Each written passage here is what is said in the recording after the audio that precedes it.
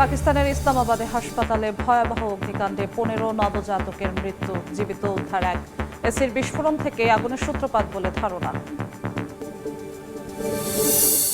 Hormuz থেকে mine অপসারণের দাবি ট্রাম্পের, ফের বিস্ফোরক পুতলে ধ্বংসের হুঁশিয়ারি।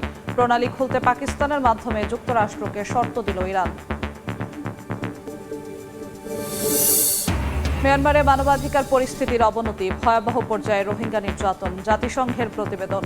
ভারতে সংখ্যালঘুদের নিয়ে মোদী প্রশাসনকে কড়া সতর্কবার্তা। নেপালে আকস্মিক বন্যায় 8 জনের প্রাণহানি, নিখোঁজ বহু মানুষ। ভারতের বারাণসীতে তলিয়ে গেছে হাসপাতাল। চীনের ফুজিয়ানে পানিবন্দী হাজারো মানুষ।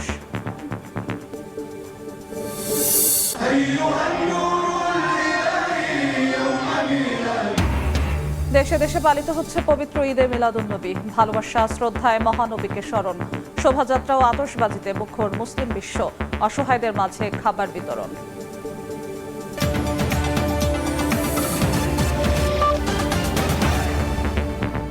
আন্তর্জাতিক সময়ের সঙ্গে আছি আমি জিন্নাত আরা যশোয়া। পাকিস্তানের ইসলামাবাদে সরকারি হাসপাতালে ভয়াবহ আগুনে অন্তত 15 নবজাতকের মৃত্যু হয়েছে। গাইনি ওয়ার্ডে থাকা 16 শিশুর মধ্যে জীবিত উদ্ধার করা হয়েছে এক শিশুকে। এসির কম্প্রেসার বিস্ফোরণ থেকে আগুনের সূত্রপাত বলে ধারণা করা হচ্ছে, যদিও সরকার বলছে শর্ট সার্কিট থেকেই লাগে আগুন। উঠে এসেছে ভবনের অগ্নি নিরাপত্তার ঘাটতির অভিযোগও। এই ঘটনায় জরুরি তদন্তের নির্দেশ দিয়েছেন প্রধানমন্ত্রী শাহবাজ শরীফ। স্থানীয় সময় বুধবার ভোরে পাকিস্তানের ইনস্টিটিউট অব মেডিকেল সায়েন্সেসের 3য় তলার গাইনি ওয়ার্ডের নার্সারিতে আগুন ছড়িয়ে পড়ে। ধোঁয়ায় ঢেকে যায় পুরো ওয়ার্ড। খবর পেয়ে দমকল কর্মীরা এসে আগুন নিয়ন্ত্রণে আনে। এ সময় শিশুদের উদ্ধারে বেগ পাওয়ার কথাও জানান তারা। কর্মকর্তারা জানান, দুর্ঘটনার সময় সেখানে 16 নবজাতক ছিল। তাদের মধ্য থেকে মাত্র একজনকে জীবিত উদ্ধার করা সম্ভব হয়। দেশটির স্বাস্থ্যমন্ত্রী জানিয়েছেন, বেশিরভাগ শিশুর মৃত্যু হয়েছে শ্বাসরোধ থেকে। তবে দুর্ঘটনার কারণ নিয়ে তৈরি হয়েছে ধোঁয়াশা।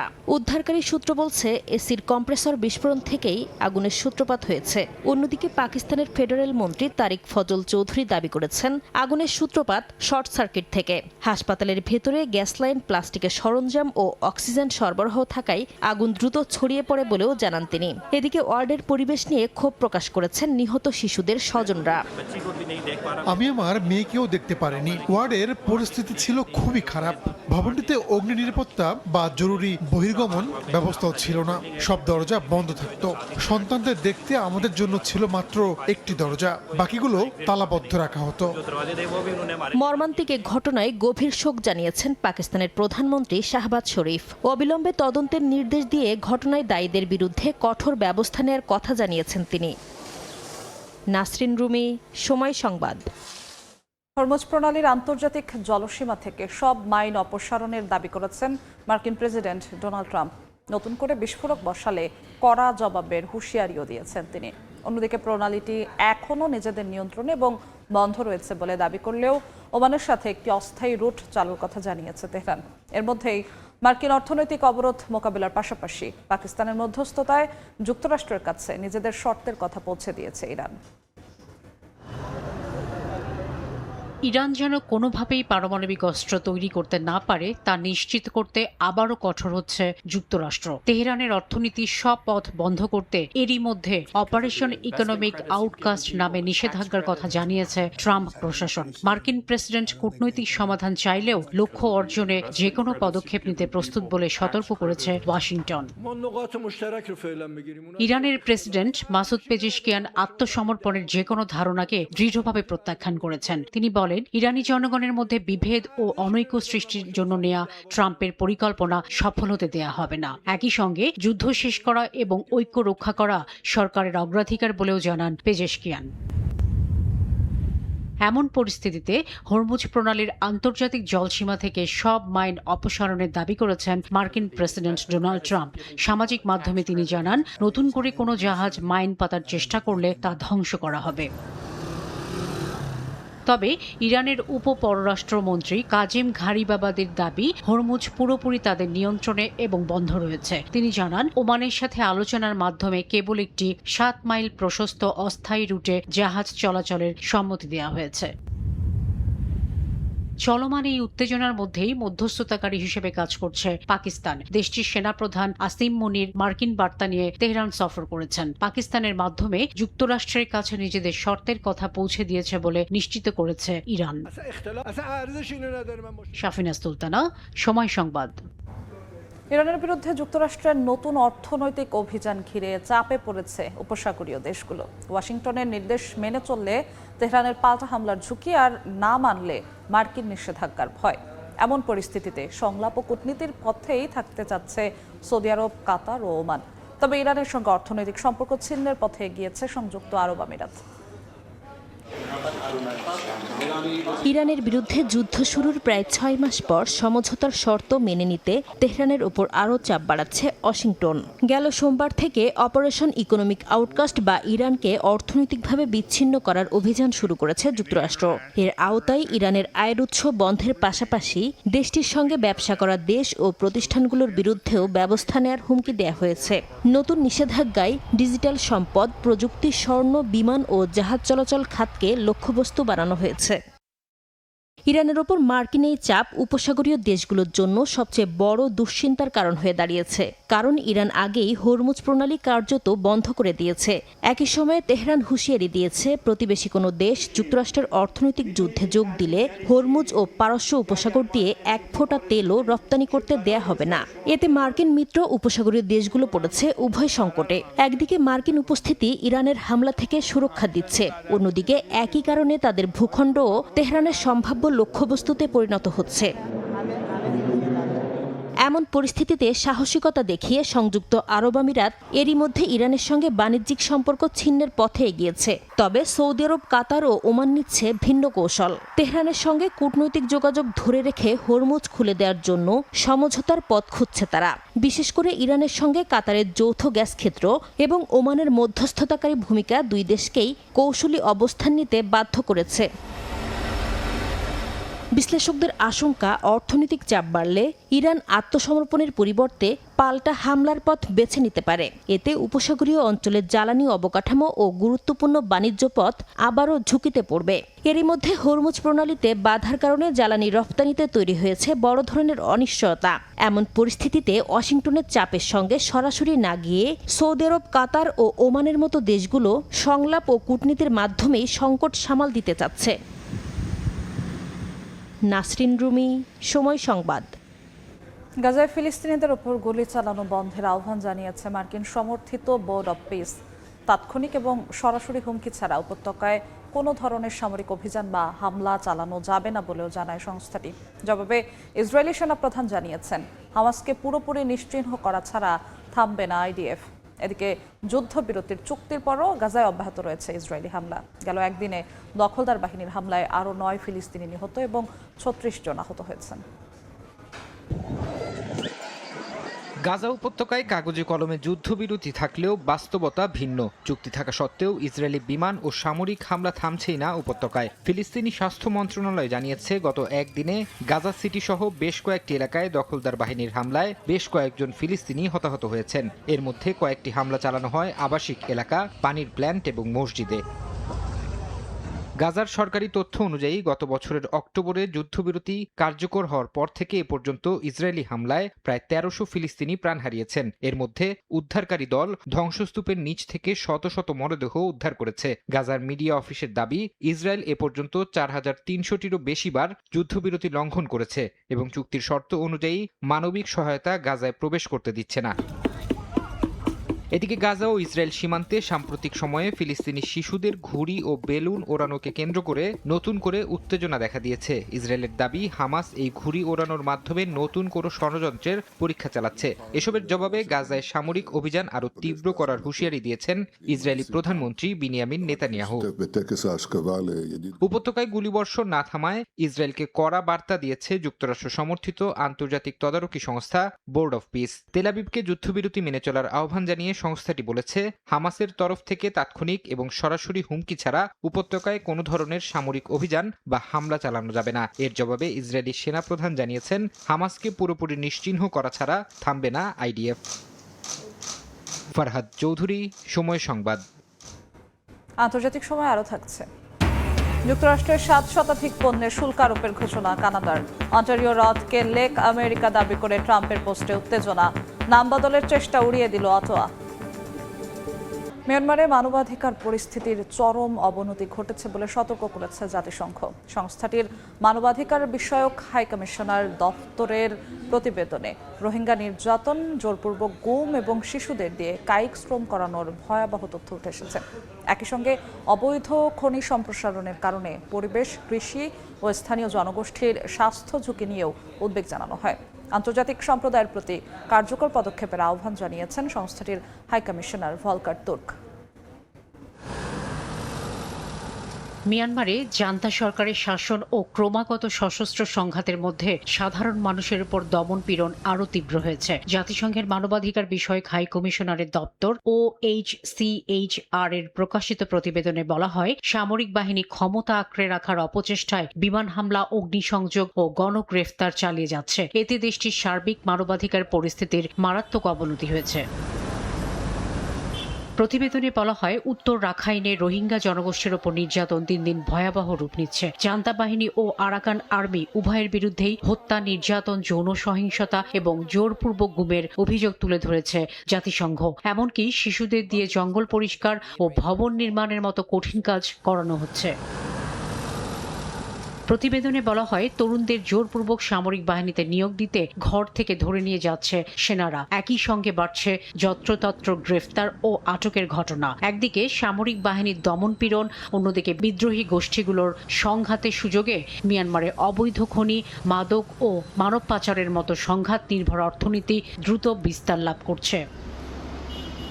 সবচেয়ে ভয়াবহ প্রভাব পড়েছে কাচিন ও শান অঞ্চলে দুর্লভ খনিজের অবৈধ খনন কার্যক্রম বাড়ায়। স্যাটেলাইট চিত্রে দেখা গেছে 2021 সালের পর কাচিনে নতুন করে 302টি এবং শানে খনি এলাকা বেড়ে 85টি হয়েছে। খনির বিষাক্ত রাসায়নিক ও বর্জ্যের কারণে ফসলের উৎপাদন ব্যাহত হচ্ছে। পাশাপাশি বিষাক্ত পদার্থের সংস্পর্শে এসে শ্রমিকদের ফুসফুস, কিডনি ও প্রজনন স্বাস্থ্যের মারাত্মক ক্ষতি হচ্ছে, যার শিকার হচ্ছেন স্থানীয় নারী ও সাধারণ কর্মীরা।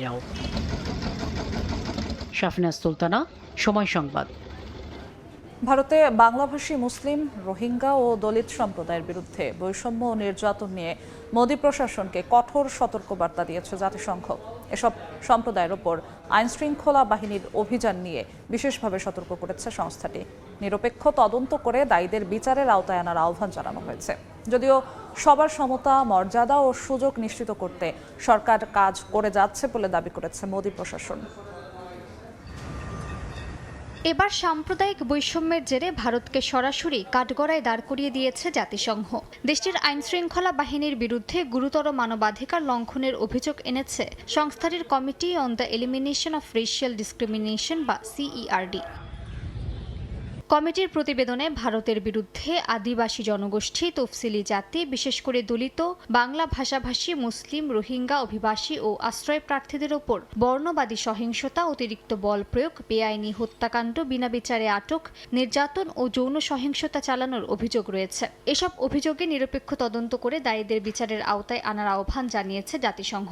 বিশেষ করে বাংলা ভাষাভাষী মুসলিমদের বিরুদ্ধে বৈষম্য ও বিদ্বেষমূলক বক্তব্য ঠেকাতে জরুরি পদক্ষেপের তাগিদ দেওয়া হয়েছে। রোহিঙ্গা, বাংলা ভাষাভাষী মুসলিম, অভিবাসী ও আশ্রয় প্রার্থীদের লক্ষ্য করে আইনশৃঙ্খলা বাহিনীর অভিযান বাড়ার বিষয়ে উদ্বেগ জানিয়েছে কমিটি। জাতিগত পরিচয়ের ভিত্তিতে পুলিশি তল্লাশি ও পরিচয় যাচাইয়ের কারণে নির্বিচারে গ্রেফতার এবং আটক করা হচ্ছে, এমন অভিযোগও উঠে এসেছে প্রতিবেদনে। এছাড়া আন্তর্জাতিক সুরক্ষা প্রয়োজন এমন ব্যক্তিদের জোর করে ফেরত পাঠানো বা বহিষ্কারের বিষয়েও সতর্ক করেছে জাতিসংঘ।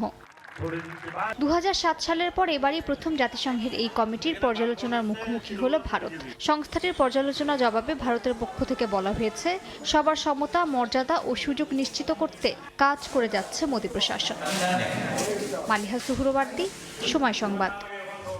বন্যায় বিপর্যস্ত বিশ্বের বিভিন্ন দেশ। ভারতের বারাণসীতে হাসপাতাল এলাকা পানিতে তলিয়ে যাওয়ায় বিপাকে পড়েছেন রোগীরা। দেশটির IT হাব নামে পরিচিত গুরগাঁওয়ে থমকে গেছে কার্যক্রম। ঘূর্ণিঝড় গেনারির প্রভাবে চীনের ফুজিয়ান প্রদেশে ভয়াবহ বন্যা দেখা দিয়েছে। চীনের দক্ষিণাঞ্চলের কোথাও কোথাও পানির গভীরতা ছাড়িয়েছে 4 মিটার। টানা ভারী বৃষ্টিতে বন্যা হয়েছে মেক্সিকোতেও। मार्फबाट ठूलो बाढी प्रवेश गरेकोले বুধবার আকস্মিক বন্যার কবলে পড়ে নেপালের পাহাড়ি জেলা রাসুয়া। ভেসে গেছে বেশ কয়েকটি গ্রাম, ক্ষতিগ্রস্ত হয়েছে সড়ক, সেতু ও বিদ্যুৎ কেন্দ্র সহ গুরুত্বপূর্ণ অবকাঠামো। প্রাণ হারিয়েছেন বেশ কয়েকজন। পরিস্থিতি আরও অবনতির আশঙ্কায় সতর্কতা জারি করা হয়েছে।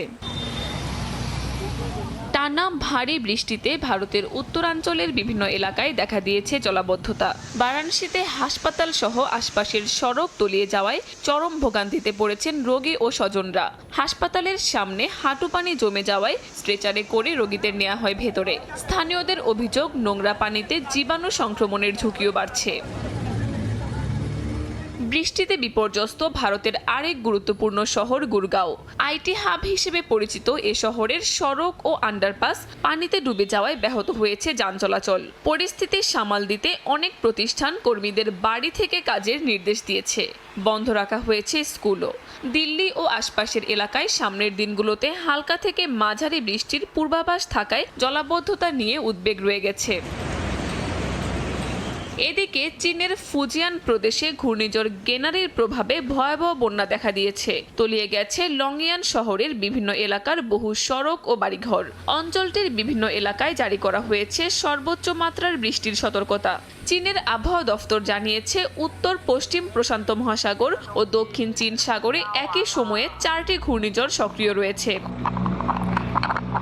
প্রবল বৃষ্টিতে বন্যার কবলে পড়েছে চীনের দক্ষিণাঞ্চলীয় গুয়াংশি অঞ্চলও। কোনো কোনো এলাকায় পানির গভীরতা 4 মিটার পর্যন্ত পৌঁছেছে। এরই মধ্যে অঞ্চলটির বহু বাসিন্দাকে নিরাপদে সরিয়ে নেওয়া হয়েছে। নদী তীরবর্তী বাসিন্দাদের সতর্ক থাকার আহ্বান জানিয়েছেন স্থানীয় কর্তৃপক্ষ। আটকে পড়া বাসিন্দাদের সরিয়ে নেওয়ার পাশাপাশি পৌঁছে দেওয়া হচ্ছে খাবার, ওষুধ ও জরুরি সামগ্রী। এদিকে মেক্সিকোর আকাপুলকোতেও ভারী বৃষ্টিতে তলিয়ে গেছে সড়ক। পানিতে আটকা পড়েছে বহু যানবাহন। দেশটির আবহাওয়া দফতর জানিয়েছে, ট্রপিক্যাল ওয়েভ ও ঘূর্ণিবায়ুর প্রভাবে গুয়েরেরো অঞ্চলে বজ্রঝড় ও বৃষ্টি হয়েছে। কাকুলি আখতার, সময় সংবাদ। বিশ্বজুড়ে ধর্মীয় ভাব গাম্ভীর্য আর নানা সাংস্কৃতিক আয়োজনে পালিত হচ্ছে মহানবী হজরত মুহাম্মদ সাল্লাল্লাহু আলাইহি ওয়াসাল্লামের জন্মবার্ষিকী। ইয়েমেন থেকে ইরাক, লেবানন থেকে তিউনিসিয়া, নবীর প্রতি ভালোবাসা ও শ্রদ্ধায় সামিল মুসলিম বিশ্বের নানা প্রান্তের মানুষ। এ উপলক্ষে কোথাও শোভাযাত্রা, ধর্মীয় সঙ্গীত ও আতশবাজি, কোথাও আবার অসহায়দের মাঝে খাবার বিতরণ করা হয়েছে।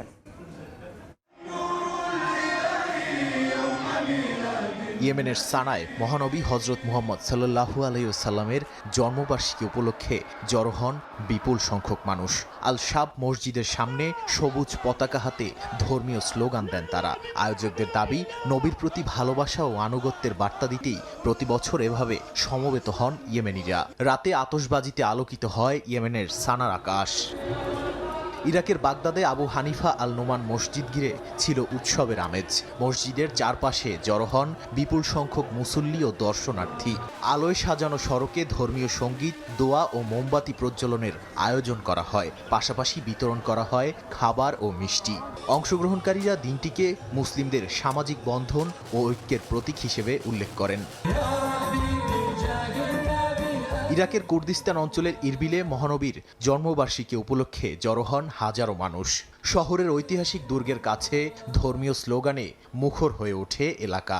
সেখানে মহানবী হজরত মুহাম্মদ সাল্লাল্লাহু আলাইহি সাল্লামের নাম লেখা বিশাল ব্যানার প্রদর্শন করা হয়। স্বেচ্ছাসেবকরা অংশগ্রহণকারীদের বিনামূল্যে পানি ও মিষ্টি বিতরণ করেন। লেবাননের সিদনে সুফি অনুসারীরা আয়োজন করেন বিশেষ শোভাযাত্রার। রিফাই সুফি লজ থেকে শুরু হয়ে পুরনো শহরের ঐতিহাসিক সড়ক ঘুরে যায় এ শোভাযাত্রা। সঙ্গে ছিল ধর্মীয় স্লোগান, তরবারি ও ঢাল। কিছু অনুসারী ঐতিহ্যবাহী শীষ আচারেও অংশ নেন। শোভাযাত্রার পথ জুড়ে স্থানীয় বাসিন্দারা মিষ্টি বিতরণ ও গোলাপ জল ছিটিয়ে স্বাগত জানান।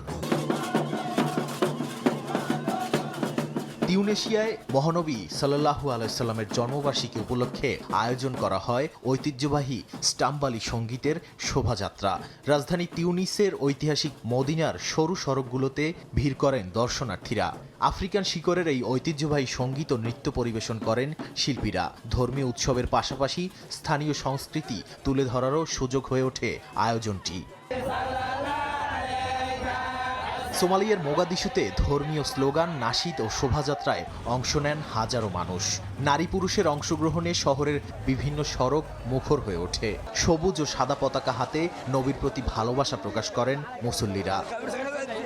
আয়োজকেরা 1538টি উট দান হিসেবে সংগ্রহ করে সেগুলোর মাংস দরিদ্র ও অসহায় পরিবারের মধ্যে বিতরণ করেন। নাদিম মারজান, সময় সংবাদ। যুক্তরাষ্ট্রের চড়া শুল্ক আরোপের জবাবে প্রায় $20 বিলিয়ন 7 মার্কিন পণ্যে পাল্টা শুল্ক বসানোর ঘোষণা দিয়েছে কানাডা। পাশাপাশি ক্ষতিগ্রস্ত স্থানীয় ব্যবসাগুলোকে টিকিয়ে রাখতে সহায়তা প্যাকেজ ঘোষণা করেছেন প্রধানমন্ত্রী মার্ক কার্নি। এদিকে বাণিজ্যিক টানাপোড়েনের মধ্যেই কানাডার অন্টারিও হ্রদের নাম বদলে লেক আমেরিকা রাখার কথা বিবেচনা করছেন বলে জানান মার্কিন প্রেসিডেন্ট। ট্রাম্পের এমন বক্তব্য উড়িয়ে দিয়েছেন কানাডার শিল্পমন্ত্রী। দীর্ঘদিনের বন্ধুত্ব ও বাণিজ্যিক অংশীদারিত্ব ভুলে নতুন করে বাণিজ্য যুদ্ধে জড়িয়ে পড়েছে যুক্তরাষ্ট্র ও কানাডা। কানাডীয় পণ্যের ওপর মার্কিন প্রেসিডেন্ট ডোনাল্ড ট্রাম্পের 50% শুল্ক আরোপের পরপরই মার্কিন পণ্যেও পাল্টা শুল্ক বসানোর কড়া ঘোষণা দিয়েছে অটোয়া। মঙ্গলবার কানাডা সরকার আনুষ্ঠানিকভাবে জানায়, এই সিদ্ধান্তের অধীনে $27.6 বিলিয়ন কানাডীয় ডলার বা প্রায় $19.9 বিলিয়ন মার্কিন ডলার পণ্যে পাল্টা শুল্ক আরোপ করা হবে। কানাডার এই পাল্টা ব্যবস্থার প্রধান লক্ষ্যবস্তু করা হয়েছে যুক্তরাষ্ট্রের ইস্পাত ও অ্যালুমিনিয়াম, দুগ্ধজাত পণ্য, গৃহস্থালী সামগ্রী, কৃষি যন্ত্রপাতি, প্লাস্টিক এবং ইলেকট্রনিক্স খাতকে। একই সঙ্গে যুক্তরাষ্ট্রের সঙ্গে বাণিজ্য যুদ্ধে ক্ষতিগ্রস্ত ক্ষুদ্র ও মাঝারি ব্যবসাগুলোকে সহায়তা দিতে নতুন তহবিল ঘোষণা করেছে অটোয়া। কার্নি সরকারের লক্ষ্য নতুন শুল্কের কারণে তৈরি হওয়া আর্থিক চাপ সামলে ব্যবসাগুলোকে টিকিয়ে রাখা। বাণিজ্যিক টানাপোড়েনের পাশাপাশি ট্রাম্পের ব্যক্তিগত ও বিতর্কিত মন্তব্য দুই দেশের কূটনৈতিক সম্পর্ককে আরও জটিল করে তুলেছে। সম্প্রতি কানাডার প্রধানমন্ত্রীকে নিয়ে নানান মন্তব্যের পর মঙ্গলবার ট্রুথ সোশ্যালের পোস্ট দিয়ে ট্রাম্প বলেন, অন্টারিও লেকের নাম বদলে লেক আমেরিকা রাখার কথা বিবেচনা করছেন তিনি। তবে ট্রাম্পের এমন বক্তব্যকে সরাসরি উড়িয়ে দিয়ে কানাডার শিল্পমন্ত্রী জানিয়েছেন, ঐতিহ্যবাহী এই হ্রদ লেক অন্টারিও নামেই পরিচিত থাকবে। দুই প্রতিবেশী দেশের এই মুখোমুখি অবস্থানের খেসারত দিতে হচ্ছে সাধারণ ভোক্তাদের। কানাডা মার্কিন গাড়ির অন্যতম প্রধান ক্রেতা হওয়ায় এই শুল্ক গাড়ি নির্মাতাদের ওপর বড় আঘাত হানবে বলে মনে করা হচ্ছে। অন্যদিকে কানাডীয় পণ্যে উচ্চ শুল্কের কারণে মার্কিন পরিবারগুলোর জীবনযাত্রার ব্যয় বহুগুণ বেড়ে যাওয়ার আশঙ্কা তৈরি হয়েছে। শাফিনা সুলতানা, সময় সংবাদ। EDF Aluminium. Redefine possibilities. বিশ্বজুড়ে ভিসা আবেদনকারীদের অ্যাপয়েন্টমেন্ট স্থগিত করেছে যুক্তরাষ্ট্র। জানা গেছে, কনস্যুলার কর্মকর্তাদের প্রশিক্ষণ দিতে এই উদ্যোগ। মার্কিন পররাষ্ট্র দফতর জানিয়েছে, বিশ্বের সব মার্কিন দূতাবাস ও কনস্যুলেটে শুরু হয়েছে বিশেষ এই প্রশিক্ষণ কার্যক্রম। এ কারণে ভিসা সাক্ষাৎকারের সময়সূচিতে পরিবর্তন আনা হচ্ছে। তবে প্রশিক্ষণ কতদিন চলবে সে বিষয়ে কিছু জানা যায়নি। নতুন কর্মসূচির আওতায় সম্ভাব্য ভিসা আবেদনকারীদের সরকারি সুবিধার উপর নির্ভরশীল হওয়ার ঝুঁকি যাচাই এবং আবেদনগুলো আরও কঠোরভাবে মূল্যায়ন করবেন কর্মকর্তারা। এর মধ্যে নির্ধারিত সাক্ষাৎকারের তারিখ পরিবর্তনের বিষয়ে অনেক অভিবাসী ভিসা আবেদনকারী ইমেল পেয়েছেন। নতুন তারিখ পরে জানানো হবে বলেও তাদের জানানো হয়েছে।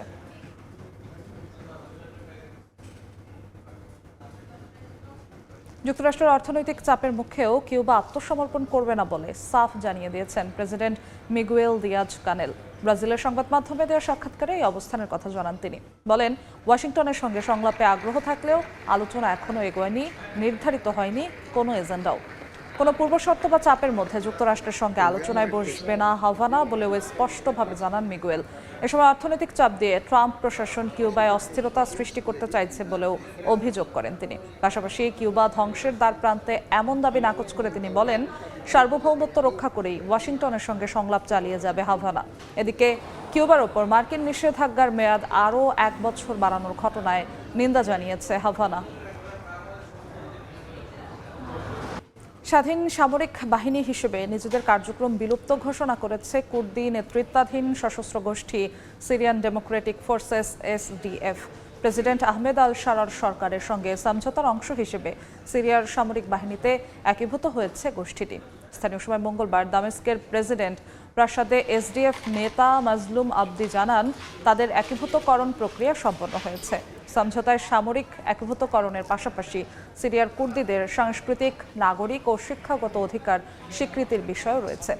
আবদি জানান অস্ত্রের যুগ পেরিয়ে এখন শান্তি, স্থিতিশীলতা ও পুনর্গঠনের পথে এগিয়ে যাওয়ার সময় এসেছে। এসডিএফ এর বিলুপ্তি সিরিয়ার ইতিহাসে নতুন অধ্যায়ের সূচনা করবে বলেও মন্তব্য করেন তিনি। অঞ্চলের আমুর গ্যাস কেমিক্যাল কমপ্লেক্সে ভয়াবহ আগুনে 6 চীনা নাগরিক সহ নিহত হয়েছেন 7 জন। এখনও নিখোঁজ রয়েছেন অন্তত 9 জন। এই ঘটনায় আহত হয়েছেন আরও 152 জন। আহতদের মধ্যে 36 জনকে হাসপাতালে ভর্তি করা হয়েছে। স্থানীয় সময় মঙ্গলবার আগুনের সূত্রপাত হলে দমকল কর্মীদের সহায়তায় পরে তা নিয়ন্ত্রণে আনা হয়। আহতদের উন্নত চিকিৎসার জন্য রাশিয়ার বিভিন্ন হাসপাতালে নিতে জরুরি সেবার একটি বিমানও পাঠানো হয়েছে। আগুনের কারণ খতিয়ে দেখছে রাশিয়ার তদন্ত কমিটি। শিল্প নিরাপত্তা বিধি লঙ্ঘন করা হয়েছিল কিনা তা নিয়েও তদন্ত চলছে। আমুর গ্যাস কেমিক্যাল কমপ্লেক্সটি রাশিয়ার সিবুর ও চীনের সিনোপেকের যৌথ প্রকল্প। যুক্তরাষ্ট্রের কেন্দ্রীয় গোয়েন্দা সংস্থা সিআইএ এর প্রধান জন র্যাটক্লিফ মস্কো সফর করেছেন। অঘোষিত এই সফরে রুশ সরকারের উচ্চপদস্থ কর্মকর্তাদের সাথে তার বৈঠক হয়েছে বলে জানিয়েছে মার্কিন সংবাদ মাধ্যম। ইউক্রেন যুদ্ধ শুরুর পর মার্কিন কোনো শীর্ষ কর্মকর্তার এটি প্রথম মস্কো সফর। ফ্লাইট ট্র্যাকিং এর তথ্য অনুযায়ী সিআইএ প্রধানকে বহনকারী মার্কিন সামরিক বিমানটি লাটভিয়া হয়ে মস্কোয় পৌঁছায় এবং কয়েক ঘন্টার বৈঠক শেষে ফিরে যায়। দুই দেশের গোয়েন্দা সংস্থার মধ্যে সম্পর্কের অগ্রগতির অংশ হিসেবে তার এই সফর বলে জানিয়েছে ক্রেমলিন। এই সফরের কারণে ইউক্রেনকে সাময়িকভাবে মস্কোয় ড্রোন হামলা স্থগিত রাখার অনুরোধ জানিয়েছিল ওয়াশিংটন। দেখছেন আন্তর্জাতিক সময়। সৌদি আরব ও ফ্রান্সের মধ্যে দ্বিপক্ষীয় সহযোগিতা আরও জোরদারে বেশ কয়েকটি চুক্তি সই হয়েছে। এর মধ্যে প্রতিরক্ষা সহযোগিতা বাড়ানোর বিষয়ে একটি ঘোষণাপত্রও রয়েছে। প্যারিসের এলিসি প্রাসাদে চুক্তিগুলো সই হয়। চুক্তি সইয়ের সময় উপস্থিত ছিলেন সৌদি যুবরাজ মোহাম্মদ বিন সালমান এবং ফরাসি প্রেসিডেন্ট ইমানুয়েল ম্যাক্রো। এর আগে এলিসি প্রাসাদে দুই নেতা দ্বিপক্ষীয় বৈঠক করেন। বৈঠকে দুই দেশের পারস্পরিক স্বার্থ ও সহযোগিতার বিভিন্ন দিক নিয়ে আলোচনা হয়। জানা গেছে সই হওয়া ঘোষণাপত্রের লক্ষ্য দুই দেশের প্রতিরক্ষা অংশীদারিত্ব আরও শক্তিশালী করা। মধ্যপ্রাচ্যের পরিবর্তিত নিরাপত্তা পরিস্থিতিতে রিয়াদ প্যারিসের কৌশলগত সম্পর্ক জোরদারে এই উদ্যোগকে গুরুত্বপূর্ণ হিসেবে দেখা হচ্ছে।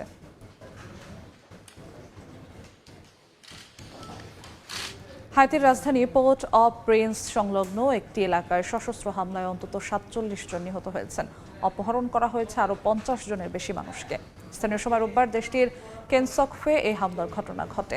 এ সময় অন্তত 25টি বাড়িতে আগুন ধরিয়ে দেয় গ্যাং জোট ভিভ আনসামের সদস্যরা। নিহতদের মধ্যে অন্তত 5 জন শিশু রয়েছে বলে জানিয়েছে জাতিসংঘ। সাম্প্রতিক বছরগুলোতে হাইতিতে এটি অন্যতম বড় গণ অপহরণের ঘটনা বলেও দাবি সংস্থাটির। এদিকে এক গ্যাং নেতা দলের সদস্যদের কেউ নিহত হলে জিম্মিদেরও হত্যা করার হুমকি দিয়েছে বলে জানা গেছে। চলতি বছরের জানুয়ারি থেকে জুন পর্যন্ত দেশটিতে গ্যাং সহিংসতায় 3000-এর বেশি নিহত এবং প্রায় 1500 মানুষ আহত হয়েছেন। বাস্তুচ্যুত হয়েছেন রেকর্ড 15 লাখ বাসিন্দা।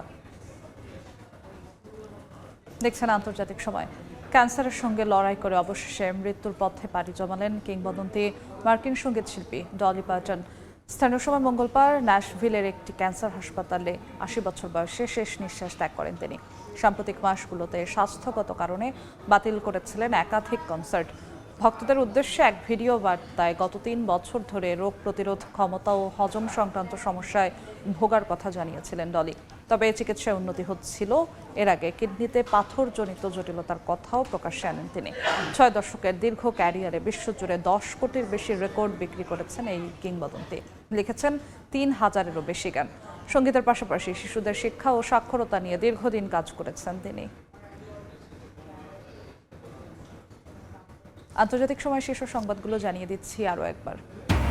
পাকিস্তানের ইসলামাবাদে হাসপাতালে ভয়াবহ অগ্নিকাণ্ডে 15 নবজাতকের মৃত্যু, জীবিত উদ্ধার 1। এসির বিস্ফোরণ থেকেই আগুনের সূত্রপাত বলে ধারণা। হরমুজ থেকে মাইন অপসারণের দাবি ট্রাম্পের, ফের বিস্ফোরক পুতলে ধ্বংসের হুঁশিয়ারি। প্রণালী খুলতে পাকিস্তানের মাধ্যমে যুক্তরাষ্ট্রকে শর্ত দিল ইরান। এবং মিয়ানমারে মানবাধিকার পরিস্থিতির অবনতি, ভয়াবহ পর্যায়ে রোহিঙ্গা নির্যাতন, জাতিসংঘের প্রতিবেদন। ভারতের সংখ্যালঘুদের নিয়ে মোদী প্রশাসনকে কড়া সতর্কবার্তা।